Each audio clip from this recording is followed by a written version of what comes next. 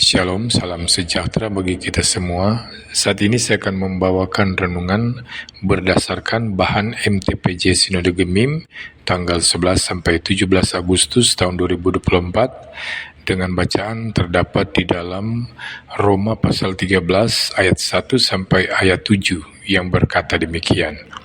Tiap-tiap orang harus takluk kepada pemerintah yang di atasnya, sebab tidak ada pemerintah yang tidak berasal dari Allah, dan pemerintah-pemerintah yang ada ditetapkan oleh Allah. Sebab itu barang siapa melawan pemerintah, ia melawan ketetapan Allah, dan siapa yang melakukannya akan mendatangkan hukuman atas dirinya. Sebab jika seorang berbuat baik, ia tidak usah takut kepada pemerintah hanya jika ia berbuat jahat. Maukah kamu hidup tanpa takut terhadap pemerintah? Berbuatlah apa yang baik dan kamu akan beroleh pujian daripadanya. Karena pemerintah adalah hamba Allah untuk kebaikanmu. Tetapi jika engkau berbuat jahat, takutlah akan dia, karena tidak percuma pemerintah menyandang pedang. Pemerintah adalah hamba Allah untuk membalaskan murka Allah atas mereka yang berbuat jahat. Sebab itu perlu kita menaklukkan diri, bukan saja oleh karena kemurkaan Allah, tetapi juga oleh karena suara hati kita. Itulah juga sebabnya maka kamu membayar pajak, karena mereka yang mengurus hal itu adalah pelayan-pelayan Allah. Bayarlah kepada semua orang apa yang harus kamu bayar.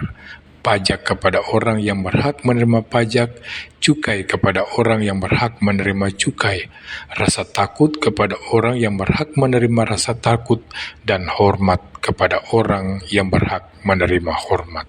Saudara-saudara yang Kristus kasihi, bangsa Romawi merupakan bangsa yang sangat toleran kepada kepercayaan-kepercayaan lain. Kepercayaan bangsa Romawi bersifat animistis. Mereka menyembah roh-roh dari hutan, sungai, gunung, dan alam. Sekalipun mereka memiliki kepercayaan sendiri, Kekaisaran Romawi memiliki ideologi atau gagasan atau pemikiran yang membuat mereka bisa hidup berdampingan dengan agama lainnya. Mereka bukan sekadar toleransi, tetapi mereka juga mengadopsi dewa atau dewi agama lain menjadi tambahan dewa atau dewi mereka. Bahkan kaisar pun menjadi objek penyembahan mereka. Dan kondisi inilah yang mempersulit kehidupan umat Kristen dan Yahudi yang hanya mau menyembah satu Allah saja. Kehadiran dewa-dewi yang begitu banyak sudah merupakan ancaman bagi orang-orang Yahudi, ditambah dengan kewajiban untuk menyembah kaisar. Kaisar Nero melihat orang Kristen sebagai bahaya besar bagi kelangsungan Kekaisaran Romawi, karena jumlah mereka yang semakin besar dan persembahan kurban yang semakin hari semakin sedikit. Nero melihat apabila orang Kristen tetap diberi kebebasan dalam beribadah, maka akan semakin banyak pengikut mereka. Kaisar Nero menerapkan sikap permusuhan terhadap orang Kristen. Ia merestui penganiayaan terhadap orang Kristen. Orang Kristen dianiaya dengan sangat ngerinya, misalnya dibakar hidup-hidup dan dijadikan obor pada pesta malam hari. Ini menjadi latar belakang adanya pemberontakan dari kaum Selot. Mereka yakin bahwa tidak ada raja bagi orang-orang Yahudi kecuali Allah, dan upeti tidak dibayarkan kepada siapapun kecuali kepada Allah. Mereka yakin bahwa Allah tidak akan menolong mereka kecuali mereka memulai tindakan kekerasan untuk menolong diri mereka sendiri. Tujuan mereka ialah untuk meniadakan pemerintahan sipil. Mereka tidak hanya melakukan teror terhadap pemerintah Romawi, mereka juga menghancurkan rumah-rumah, membakar tanaman, dan membunuh sesama Yahudi yang membayar upeti kepada pemerintah Romawi. Nah, mungkin Paulus menuliskan perikop ini untuk memisahkan kekristenan dari pemberontakan Yudaisme dan untuk menjelaskan bahwa kekristenan dan kewarganegaraan yang baik bisa bersahabat dan berjalan bersama-sama. Saudara-saudara, ada 3 kebenaran yang boleh kita pelajari melalui renungan saat ini. Pertama, kekuasaan adalah anugerah Allah. Roma 13 ayat 1 mengatakan tidak ada pemerintah yang tidak berasal dari Allah. Ada beberapa kebenaran yang tersirat dari frase ini. Pertama, bahwa kita harus takluk kepada penguasa sebab mereka adalah mewakili Allah. Bila menghadapi penguasa, kita tidak sekadar berurusan dengan manusia yang sederajat, tetapi secara tidak langsung berurusan dengan Tuhan sendiri. Kemudian hal yang kedua, bahwa keberadaan pemerintah berdasar pada ketetapan Allah. Dasarnya bukanlah kepercayaan bahwa orang atau golongan tertentu merupakan keturunan dewa, bukan juga kepercayaan pada kesaktian seseorang yang dianggap telah menerima wahyu, dan dasarnya juga bukan karena kekerasan senjata atau kemauan rakyat semata-mata. Persoalannya di sini adalah yang duduk dalam pemerintahan seharusnya adalah orang-orang yang pantas, yang mengusahakan kesejahteraan masyarakat. Namun kenyataannya tidak ada pemerintahan yang baik. Pemerintah dipilih oleh manusia dari kelompok tertentu dan ada rekayasa politik di dalamnya, sehingga terpilihlah orang-orang yang tidak layak yang mengusahakan kepentingan diri sendiri dan juga kebutuhan keluarganya sendiri. Kita mungkin bertanya, bagaimana menghadapi pemerintahan yang begini? Apakah Allah menetapkan pemerintahan yang begini? Ternyata ini bukan permasalahan zaman ini saja. Orang Roma termasuk Paulus juga mengalami pemerintahan yang tidak kalah buruknya. Tapi dalam suratnya, Paulus tetap menggunakan kalimat tegas harus, seakan-akan untuk orang Kristen tidak ada pilihan. Tuhan mengizinkan berjalannya pemerintahan yang kurang baik supaya orang Kristen dapat menunjukkan perannya lebih baik, baik di dalam doa maupun dalam tindakan. Kebenaran bahwa pemerintah berasal dan ditetapkan oleh Allah tidak bisa direvisi, sehingga kita harus tetap hormat kepada mereka. Ini memang sebuah misteri Allah. Di satu sisi Allah menetapkan pemerintahan dan meminta kita taat dan hormati, di sisi lain pemerintahan yang ada tidak menjalankan fungsinya dengan baik. Dan bagaimanapun orang Kristen harus terima dengan misteri ini. Kemudian saudara, Roma 13 ayat 4 mengatakan bahwa pemerintah adalah hamba Allah. Kata hamba yang dipakai di sini dalam bahasa aslinya adalah diakonos atau pelayan. Artinya adalah pelayan Tuhan yang mewakili semua maksud Tuhan. Pemerintah dipercayai masyarakat Romawi sebagai utusan Tuhan untuk memimpin dan mengatur semua hal yang berkaitan dengan pemerintahan. Orang Kristen harus tunduk kepada pemerintah karena pemerintah adalah hamba Allah. Karena pemerintah adalah hamba Allah, maka dia harus menjalankan roda pemerintahan sesuai dengan keinginan Allah, bukan melalui keinginan pribadi untuk memenuhi ambisi tertentu. Istilah ini sebenarnya bertentangan dengan pandangan orang Yunani dan Romawi tentang negara. Kaum abdi negara memang adalah hamba, tetapi negara sendiri tidak berhamba kepada siapapun juga. Negara merupakan penguasa tertinggi yang menuntut loyalitas atau kesetiaan mutlak dari rakyat. Ini yang menjadi pemahaman Yunani dan Romawi. Pada zaman Paulus, tuntutan itu sudah mulai berwujud dalam kultus kaisar, yaitu persembahan kurban kepada roh kaisar sebagai perwujudan negara. Di sini Paulus tidak langsung mempersoalkan loyalitas kepada negara, bahkan ia menyuruh orang Kristen taat kepada negara. Namun ketaatan itu ditempatkannya dalam kerangka yang sama sekali baru dengan menyebut pemerintah sebagai hamba Allah. Kebenaran ini sekaligus menjadi batasan untuk pemerintah. Di dalam sebuah kebijakannya, mereka harus bisa mewakili Tuhan yang mengatur segala sesuatu untuk kebaikan warganya. Kebenaran ini juga sebagai batasan bagi orang Kristen.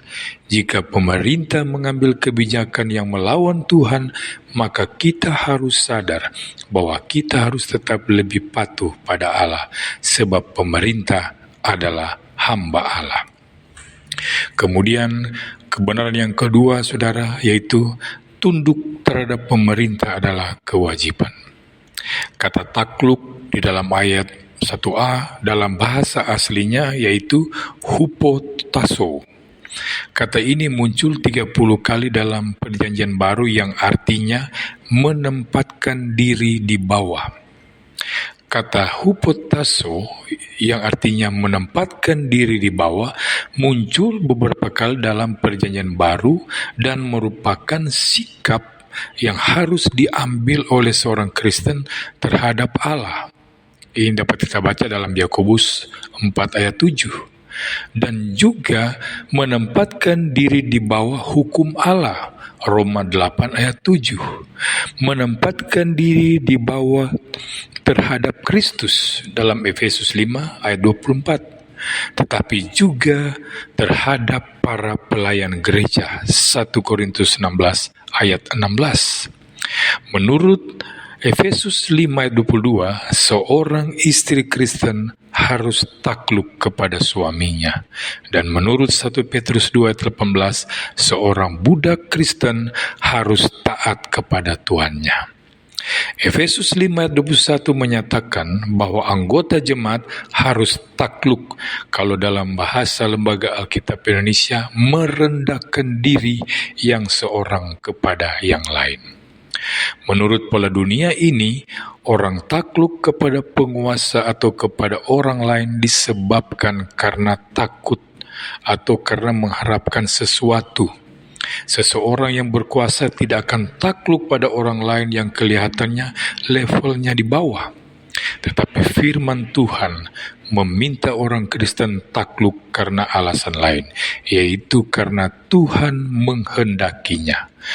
Sekali lagi dalam Efesus 5 ayat 21 Paulus berkata, rendahkanlah dirimu seorang kepada yang lain di dalam takut akan Kristus, sehingga tidak seorang pun boleh menganggap dirinya dibebaskan dari kewajiban takluk. Dimanapun kasih berkuasa, di situ orang saling melayani. Kata takluk yang dimaksud dalam teks ini bukan sekedar taat dan patuh terhadap pemerintah, tetapi bagaimana seorang warga negara, baik itu orang kaya, berpangkat jenderal, polisi, pegawai negeri, pejabat pemerintahan lainnya, pegawai swasta, bisa menempatkan dirinya berada di bawah sesama manusia yang mempunyai jabatan yang lebih tinggi daripadanya. Lembaga Alkitab Indonesia menerjemahkan pemerintah. Dalam bahasa asli, memakai bentuk jamak yang diterjemahkan penguasa-penguasa. Dengan demikian, nasihat ini menjadi lebih konkret. Yang dimaksud bukan sekadar pemerintah yang jauh di sana, tapi juga orang yang berwenang, para pejabat sipil, petugas kepolisian dan lain-lain yang berada di sekitar kita. Kita harus takluk kepada mereka. Ayat 7 memberikan penegasan akan hal ini. Bayarlah kepada semua orang apa yang harus kamu bayar. Pajak kepada orang yang berhak menerima pajak, cukai kepada orang yang berhak menerima cukai, rasa takut kepada orang yang berhak menerima rasa takut, dan hormat kepada orang yang berhak menerima hormat. Ketundukan kepada pemerintah tidak hanya diberikan dengan sikap hormat saja, tetapi dengan tindakan yang nyata, yaitu dengan membayar pajak. Untuk melakukan pembayaran pajak ini dibutuhkan sebuah kerendahan hati dari seluruh warga negara Roma untuk mengakui bahwa ini adalah ketetapan yang berasal dari Allah. Pada zaman Paulus, pajak merupakan iuran yang wajib dibayar oleh rakyat sebagai sumbangan kepada negara. Ada banyak macam pajak menurut apa yang dipakai dasar pemungutan iuran itu, seperti tanah, jalan, kekayaan, pembangunan, pendapatan, pajak perseorangan. Orang Yahudi membayar pula pajak bait suci sebanyak 2 dirham setahun. Ini dapat kita baca dalam Matius 17 ayat 24 dan berbagai kewajiban pajak lainnya seperti tercatat dalam Markus 2 ayat 14. Menurut Roma pasal 13 ayat 6 dan 7, Paulus menganggap salah satu kesetiaan kepada pemerintahan adalah dengan membayar pajak. Paulus mengatakan bahwa orang Kristen wajib membayar pajak sebagai pengakuan bahwa ungkapan dalam ayat 3 dan 4 bukan omong kosong belaka, sebab dengan membayar pajak, orang Kristen memperlihatkan bahwa mereka rela takluk kepada pemerintah sekaligus menjadi pengakuan bahwa pemerintah adalah hamba Allah. Dan kebenaran yang ketiga dalam perenungan firman Tuhan saat ini, yaitu taat pada pemerintah adalah hal serius. Keseriusannya terlihat dari konsekuensinya. Orang yang tidak tunduk kepada pemerintah dianggap melawan ketetapan Allah. Dan konsekuensinya sangatlah berat, yaitu akan mendatangkan hukuman atas dirinya. Hukuman itu juga merupakan hukuman Allah. Ia akan mempertahankan ketetapannya dan menghukum mereka yang melanggar ketetapan itu. Keseriusannya terlihat bagaimana Tuhan menyadarkan kita melalui suara hati. Setiap orang Kristen harusnya memiliki kesadaran untuk tunduk kepada pemerintah karena pemerintah merupakan hamba Allah. Allah melalui Paulus mengatakan kepada seluruh manusia supaya takluk bukan hanya karena kemurkaan Allah, tetapi karena dorongan suara hati. Allah ingin supaya manusia benar-benar memahami hal ini. Itu sebabnya Ia menanamkannya di dalam hati nurani kita bahwa pemerintahan itu ada karena ketetapan Allah dan mereka menjadi hamba Allah untuk menjalankan roda kepemimpinan yang ada di dunia ini. Saudara-saudara yang Kristus kasihi, gereja dan pemerintah merupakan dua institusi yang berbeda, namun kedua-duanya memiliki hubungan yang sangat erat. Jemaat atau gereja sekaligus adalah warga negara, dan oleh karena itu seharusnya terbina hubungan yang baik antara gereja dan pemerintah. Sejarah telah memperlihatkan bahwa gereja yang menguasai negara membawa kepada masa kegelapan gereja. Demikian halnya dengan masa di mana negara menguasai gereja.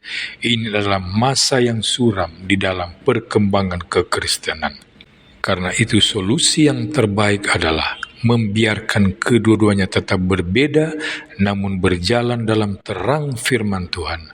Setiap individu dalam gereja wajib tunduk pada negara, namun pemerintah menjalankan roda pemerintahan sebagai wakil Allah yang dengan hikmat dari Allah melindungi dan mengusahakan kebaikan warga negaranya. Tuhan Yesus memberkati kita semua. Amin.